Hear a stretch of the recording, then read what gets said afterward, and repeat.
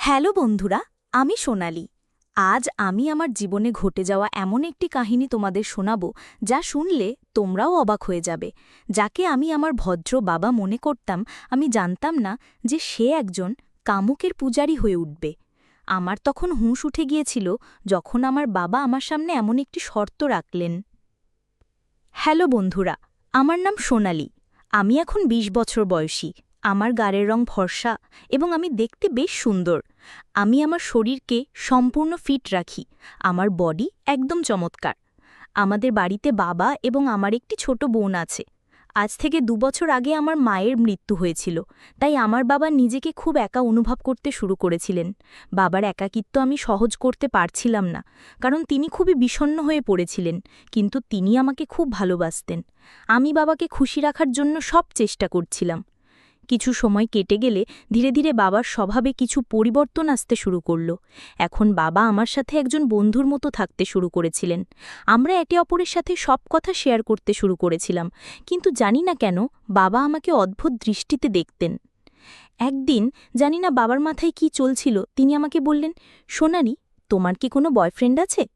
আমি একদম ঘাবড়ে গেলাম যে বাবা এমন কথা কেন বলছেন, কিন্তু আমি বাবাকে না বলে উত্তর দিলাম যে আমার কোনো বয়ফ্রেন্ড নেই। তিনি আমাকে বলতে লাগলেন, সোনালি, তুমিও আমার কাছে খুব সুন্দর লাগো, ঠিক যেমন তোমার মা দেখতে ছিল। এখন আমি তোমার সাথে যে অনুভূতি পাই তা যেন তোমার মায়ের সাথে পেতাম। বাবার এই সব কথা শুনে আমার হুঁশ উড়ে গিয়েছিল। এমন সময় সেখানে আমার ছোট বোন চলে এলো এবং বাবাকে কোনো কাজের জন্য মার্কেটে নিয়ে চলে গেল। আমি বাবার সেই কথা শুনে হতবাক হয়ে গিয়েছিলাম। এখন ধীরে ধীরে আমিও বাবার ওপর দৃষ্টি দিতে শুরু করেছিলাম। এই সব ভাবতে ভাবতে কখন যে আমার চোখে ঘুম এসে গেল আমি টেরও পাইনি। যখন আমি উঠলাম তখন দেখলাম বেশ অন্ধকার হয়ে গেছে এবং বাড়িতে কেউ নেই। সম্ভবত বাবা এবং আমার ছোট বোন এখনও মার্কেট থেকে ফেরেনি। তারপর আমি বাথরুমে গিয়ে গোসল করতে লাগলাম। এমন সময় বাবা এবং আমার বোন মার্কেট থেকে ফিরে এলো। আমি তাদের কাছে গিয়ে কথা বলতে লাগলাম। তারপর বাবা বাইরে কোনো কাজে চলে গেলেন এবং আমি বাড়ির কাজ করতে লাগলাম। আমি সারাদিন বাবার কথাই ভাবছিলাম যে তিনি আমাকে এমন কেন বললেন। এমন সময় আমার একটি সখী আমার কাছে এসে বলল, আরে সোনালি, তুমি কি ভাবছ? এতে আমি বললাম, না কবিতা, আমি তো কিছুই ভাবছি না। তারপর আমি তাকে জিজ্ঞাসা করলাম, কবিতা, কেউ কি অনলাইনে টাকা কামানোর উপায় বলতে পারবে, কিভাবে টাকা কামানো যায়? কারণ আমি চাইছিলাম যে আমি নিজে টাকা কামাই। এখন তো আমার পড়াশোনাও শেষ হতে চলেছে। কবিতা আমাকে রাগের দৃষ্টিতে দেখে বলল, আরে চল, আমাদের জন্য টাকা কামানো তো সাধারণ কথা। তারপর আমরা দুজনেই নিজ নিজ বাড়ির দিকে রওনা দিলাম, কারণ আমাদের কলেজের ক্লাস শেষ হয়ে গিয়েছিল।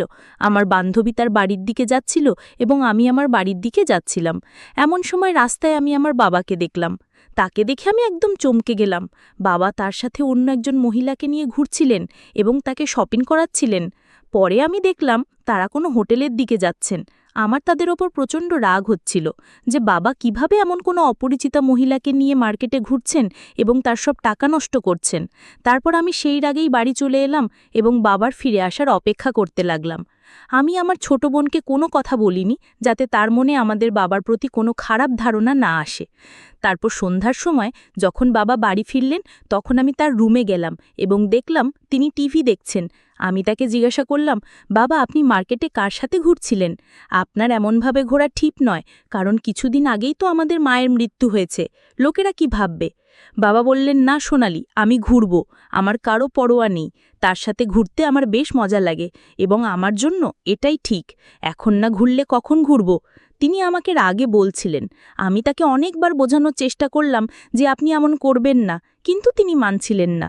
আমার অনেক চেষ্টার পর তিনি বললেন, ঠিক আছে, তার সাথে আর ঘুরব না, কিন্তু আমারও একটি শর্ত আছে। যদি তুমি তা পূরণ করো তবে আমি তার সাথে থাকাও ছেড়ে দেব। আমি বললাম, হ্যাঁ বলুন, কি শর্ত? বাবা তৎক্ষণাৎ বললেন, যেভাবে সে আমার সাথে ঘোরে আজ থেকে তুমি আমার সাথে ঘুরবে এবং আমার প্রয়োজনও পূরণ করবে। আমি তাকে বললাম, না, এটা হতে পারে না। আমি কেন এমন করে আপনার সাথে ঘুরতে যাব? তখন বাবা বললেন, তাহলে ঠিক আছে, আমাকে বোঝাতে হবে না, আমি যা করছি তুমি আমাকে বলো না। তারপর আমি বললাম, চলো ঠিক আছে, সন্ধ্যায় ভেবে বলবো। এতটা বলে আমি তার রুম থেকে আমার রুমে চলে এলাম এবং বসে ভাবতে লাগলাম। এখন আমি পুরোপুরি বুঝে ফেলেছি যে আমার বাবা আমার কাছ থেকে কি চান। বাবার কথাগুলো ভেবে ভেবে আমার টেনশন অনেক বেড়ে গিয়েছিল। আমি আজ পর্যন্ত এসব কিছু আশাও করিনি যে আমার বাবাও এমন কিছু করার কথা ভাবতে পারেন।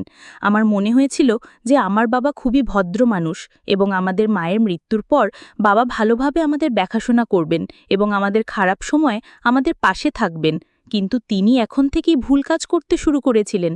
এই সব কথা শোনার পর আমি বুঝে ফেলেছিলাম যে আমার বাবা নিজের সাথে সাথে আমাদের জীবনও নষ্ট করে দেবেন।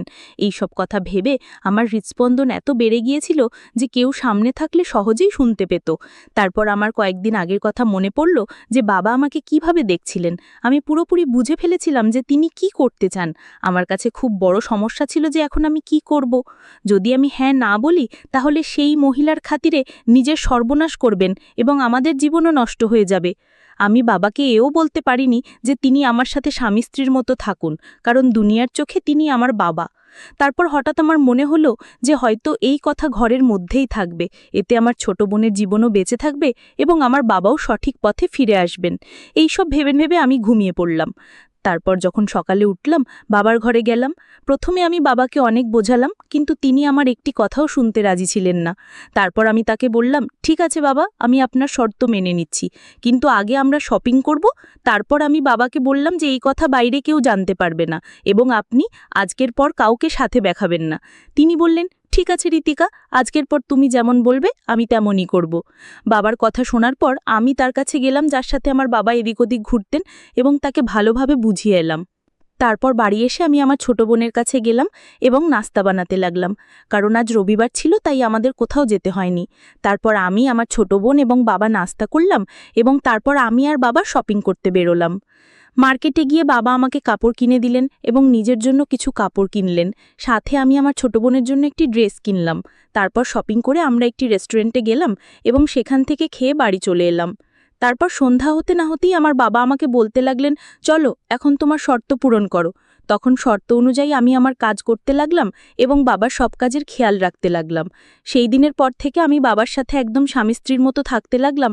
আমি বাবার একদম স্বামীর মতো যত্ন নিতাম এবং তিনিও আমার একদম স্ত্রীর মতো যত্ন নিতেন। তারপর আমাদের জীবনে যা হওয়ার তা হয়ে গেল। এখন আমার বাবা বেশ খুশি এবং আমিও পরিস্থিতির সাথে তাল মিলিয়ে বদলে গেছি এবং নিজেকে খুশি রাখতে শুরু করেছি।